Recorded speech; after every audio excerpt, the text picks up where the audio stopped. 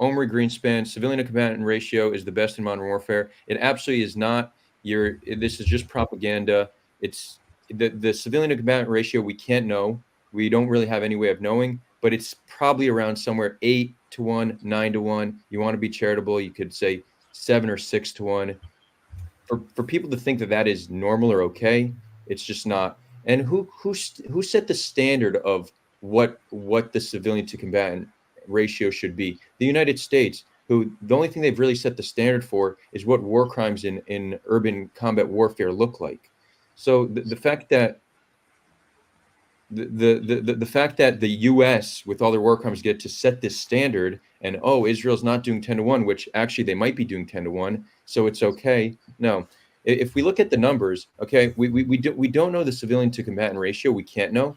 Um, but when we look at the amount of civilians that were killed, you have a higher percentage of civilians killed proportionate to population size than you had in Iraq, than you had in Syria, than you have in Russia, Ukraine. Even if we want to look at specific cities like Aleppo, which was widely considered to be a humanitarian disaster, Gaza is more deadly than Aleppo.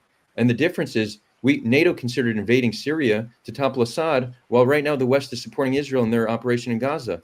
George W. Bush, Dick Cheney, Donald Rumsfeld, they're widely considered to be war criminals. Okay, so it's not like there's some huge double standard. People don't accept this 10-1 ratio. People don't accept these operations in cities, and Israel is not doing a better job. A minimum, and this is a low estimate, 1.5% of the civilian Gazan population has been killed the past year. That's higher than any of these other conflicts. So this propaganda of we're doing such a good job, no, that's bullshit. You know who's saying it?